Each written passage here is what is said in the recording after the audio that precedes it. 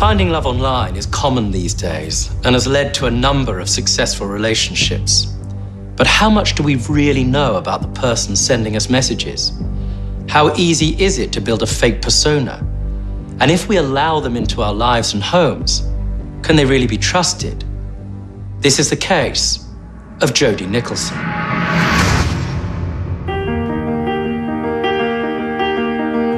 Jodie Nicholson was on the lookout for love. She was looking to find a partner, and probably a partner for life, you know, with the possibility of a family. In March 2015, Jodie had turned to online dating sites to help with her search. And on one particular app, it seemed she might have found the perfect match. He sort of gave me that message, that, "Hi, beautiful, how are you?" And straight away I was like, oh, look, he's this cute guy.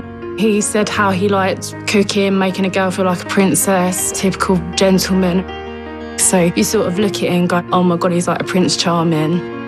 The man on the other end of the phone was Sam Poplar, who lived in Margate, Kent, just 5 miles from Jodie's home in Ramsgate.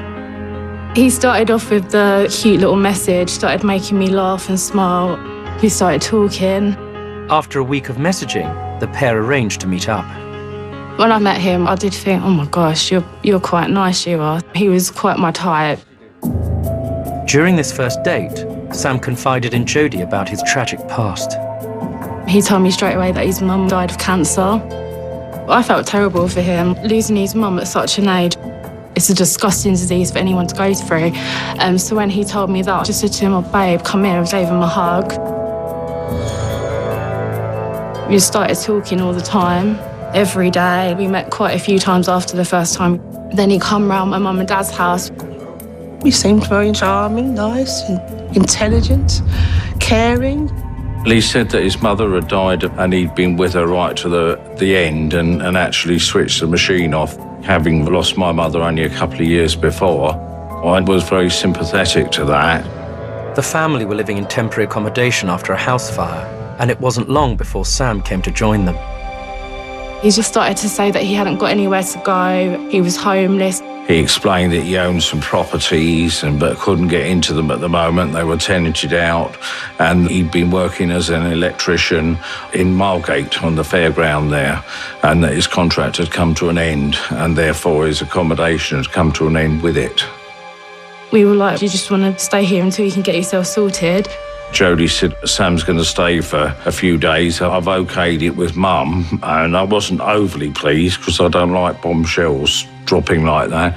And I checked with Jan, and she said, yeah, oh yes, yeah, it's fine. He's just staying for a few days whilst he finds somewhere to stay. We're sort of people that help anybody out. It's an open house, and we welcomed him with open arms. Of course, all these awful tales of things got to my heartstrings. Days turned to weeks, and Sam soon became part of the family. My wife was besotted with him in a motherly way. Because he didn't work, she was with him all day, every day, whilst my daughter did work. I was actually a care worker, so I wasn't in most of the time. I'd done quite a lot of hours. But when I used to come home, Sam would cook dinner. He'd be there for my mum. They'd watch TV together, all quizzes, and I'd come in and hear them laughing together. It was all just really happy. It just seemed like the perfect family, really. He just seemed so nice. We really thought that this was the one for Jodie. As the months went on, I thought of him like a son. But Jodie started to notice something unusual about Sam's behaviour. He was very on edge all the time, like he had something to hide and I could never figure out what it was. Very paranoid, always looking over his shoulder. I thought to myself, something's not right here. And I said to him, are you all right? And he was like, oh, I suffer from anxiety. And it seems Sam was happy to stay around the house rather than look for work. I did say to him, you really should be looking for a job, because as the weeks went on, it became obvious that I was supporting him in every way financially. Well, I actually did get him a job briefly in a care home, but he started to behave very badly there and wouldn't give them any of his details. I was trying to say to my wife, he's a man not to be trusted and we should be more careful. She was fond of him and kind of thought, well, he's got his faults, but he seems to make Jodie happy. But to me, integrity is everything. So from that moment on, I was very anxious about him.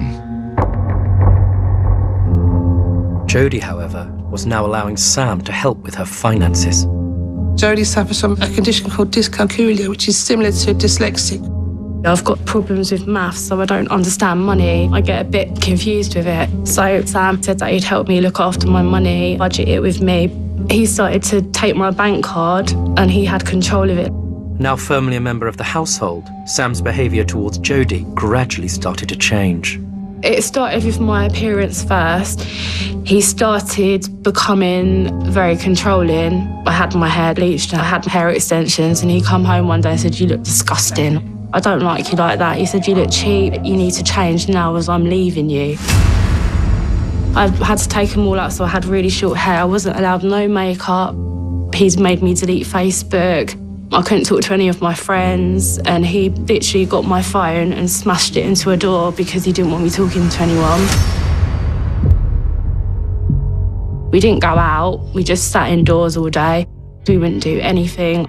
Sometimes she would come home exhausted, and the things he would say to her were just very cruel and nasty.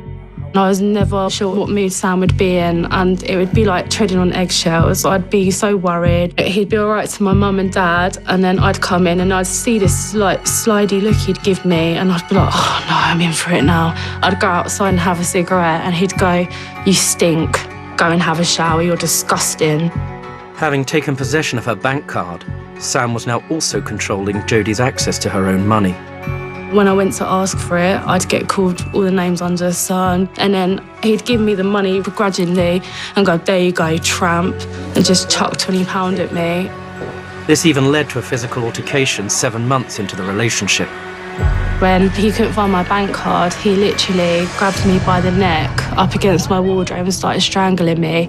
And I was screaming and I kicked him and said, "Get off me." And my mum said, "What's going on?" If I said something, he would then sort of turn on me. And then he'd say, "I'm sorry, I'm really sorry." He said, "I'm not feeling very well." I'd say to him, "Why are you being so horrible?" And then he'd come up to me crying, "Oh, baby, I love you so much. I'm so sorry." Every time he was horrible to me, I felt like it was my fault. He was slowly changing me into a person that I wasn't. But because you're just so loved up, you don't notice it, do you?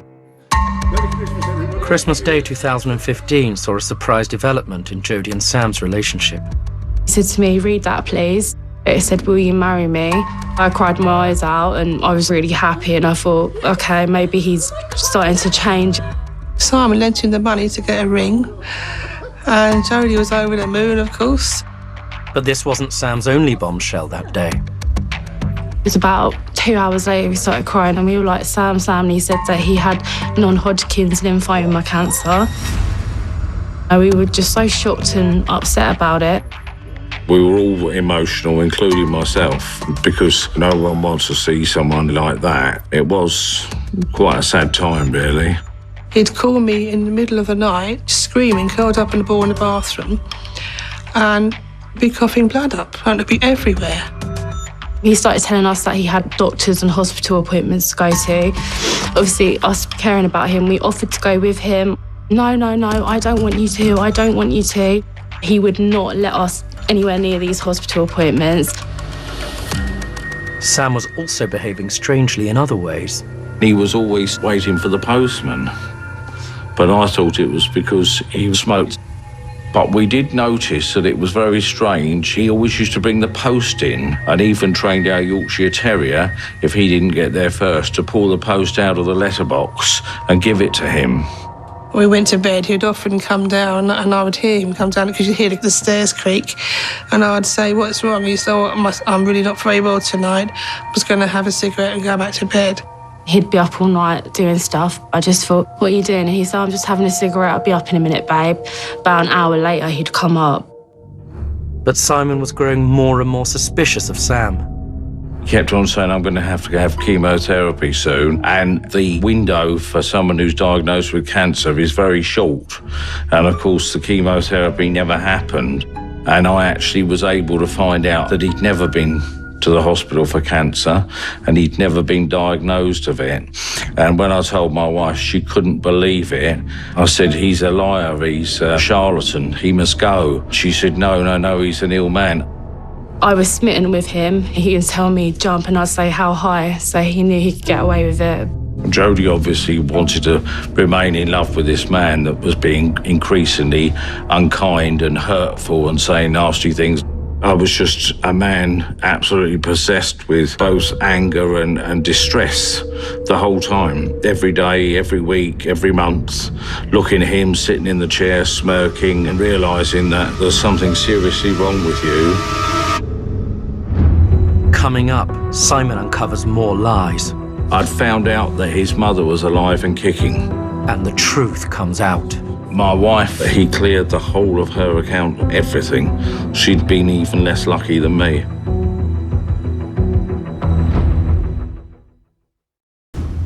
In March 2015, Jodie Nicholson met fiancé Sam on a dating app. Within weeks, he'd moved into her family home. But Jodie's happiness was short-lived as Sam became abusive. He then told her he had cancer and used the illness as an excuse for his poor behavior. Jodie's dad, Simon, was growing suspicious of Sam.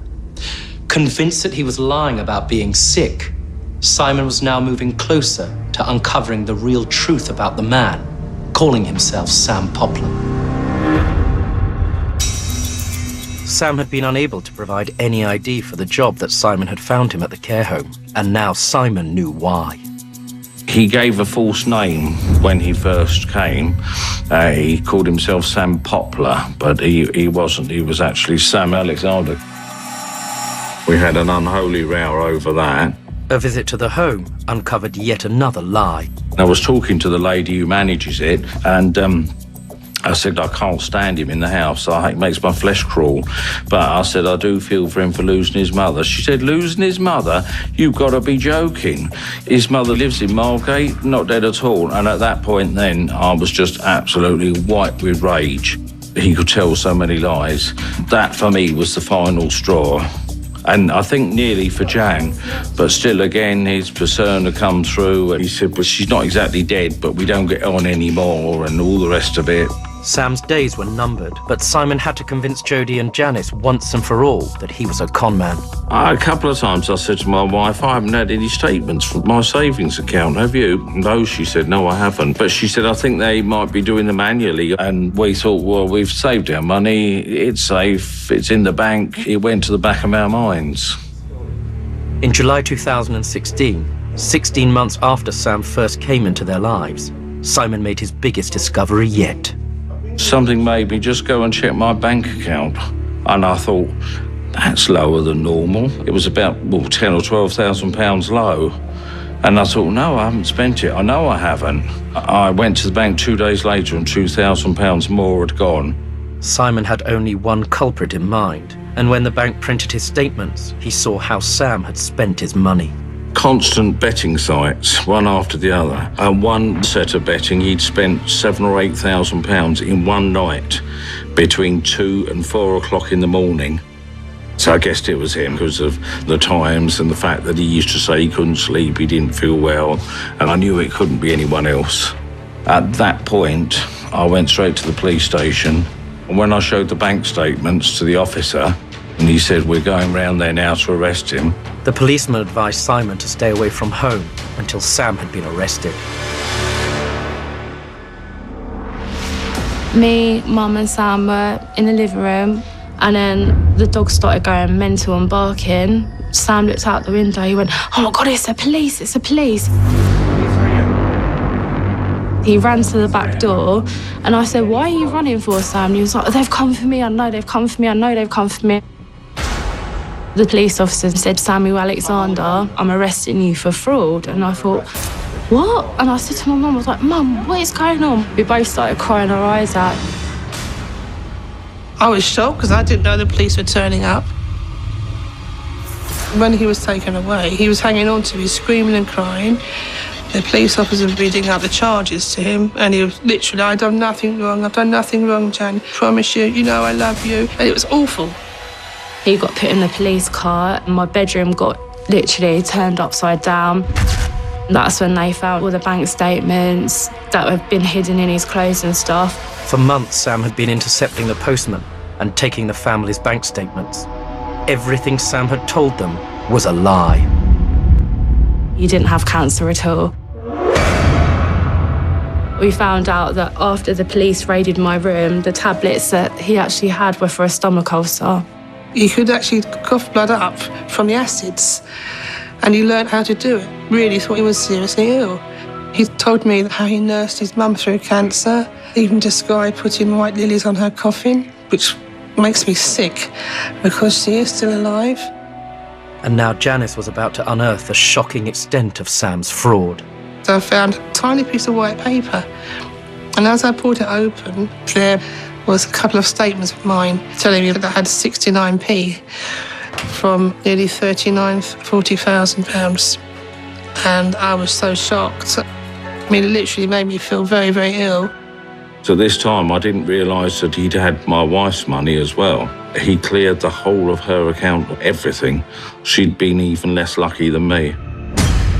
That was savings for retirement. I saw my poor dad left me when he worked so hard. I've lost it all. Jodie had also been targeted.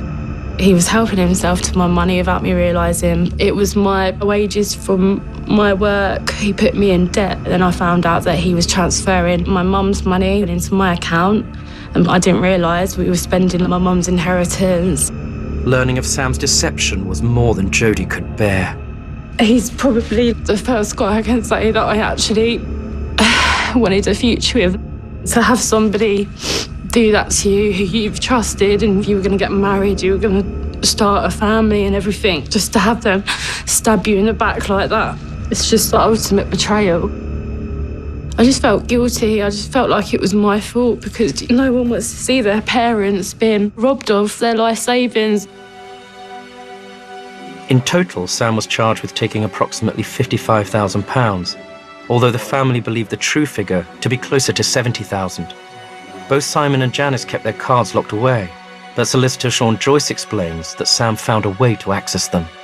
It would have been very easy for him to have stolen or even temporarily removed those cards and used them to make online purchases. The other thing, of course, is that if you're using a shared computer or tablet, these devices will often store that information. That gives very easy access to somebody who wants to take advantage of that. But Sam was pleading his innocence, claiming he'd done nothing wrong. Sam Alexander denied any responsibility for these offences, and a trial was fixed. So that meant that the police and the prosecution had to present evidence that would give them a reasonable prospect of conviction. I was getting more anxious and worked up to the point where I had a mental breakdown over it. I ended up in hospital because I just couldn't take everything that he'd done, and in the build-up of the court, worrying about the court, it just broke me. A few days before his trial, he changed his plea to guilty. Clearly, there was sufficient evidence provided to persuade Sam Alexander that it was in his own best interest to admit the offence. When they finally said that Sam had pleaded guilty, I was so relieved. Sam had been out on bail, and finally, in January 2018, a year and a half after he'd first been arrested, he was sentenced. When I saw Sam standing there, he was very cocky, arrogant, full of himself. He nodded at me and said, "You're all right." And I just ignored him, carried on looking at the judge. I could see Sam laughing and smirking, just like it was all a joke. And seeing him just smiling, I thought, how can you do that? Even in court, you're doing this. How dare you? You know, what you've done to me, what you've done to my daughter.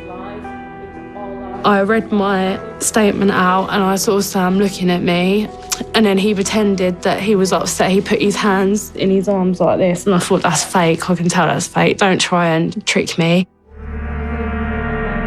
The offences against Jodie and her family weren't the only crimes for which Sam Alexander was standing accused. Unbelievably, he'd committed a further fraud against a young woman whilst out on bail. He defrauded another female of around £800, and that was detected, and he was charged with that offence as well. It was time for the judge to pass sentence. He imposed a sentence of 3.5 years for the offences of credit card fraud involving Mr. and Mrs. Gates and Jodie. And in addition to that, he imposed a 6-month consecutive sentence for the other offence that was committed whilst on bail, to increase the overall sentence to 4 years. I don't think he thought he was going to get as long as that. He thought the whole way through that he was going to get away with it and not get sent to prison. When the judge finally sent him down for what he'd done, I think reality hit him then that actually this isn't a joke, this isn't funny. You are going to prison for what you've done. For Jodie, Janice and Simon, it's taking a long time to get over Sam's betrayal. At the moment, financially, it's really tough because Simon is now having to work much longer hours. He's not very well. It's just financially crippled us all. We don't trust anyone anymore. It's completely changed our view of people, and it shouldn't be like that. My wife and I have been together for 21 years, and up until Mr. Alexander came into our lives, I don't remember ever having a cross word. I always thought that my marriage was indestructible. And for the first time in all those years, I wondered if it would last the course. It was just absolutely awful. And that was, for me, even worse in some respects than losing the money. The fact that he actually was breaking my family up. And I was beside myself with anger. But time does mend things, and I'm very glad because we're exceptionally happy now. And the family want to pass on a word of warning to all. Be very careful who you trust. Ask questions even if you're embarrassed. And if you see this person, this Sam Alexander or Sam Poplar, whatever name he's using at the time, get him out of the house and out of your life immediately, because he's a very dangerous man. When sentencing Sam Alexander, the judge also imposed a 10-year restraining order that prevents him from having any contact with Jodie and her family for that period of time. Through pursuing the banks, the family have managed to get some of their money back. But sadly, it's just a fraction of what they lost. And of course, it's the emotional and not just financial wounds that will take a long time to heal.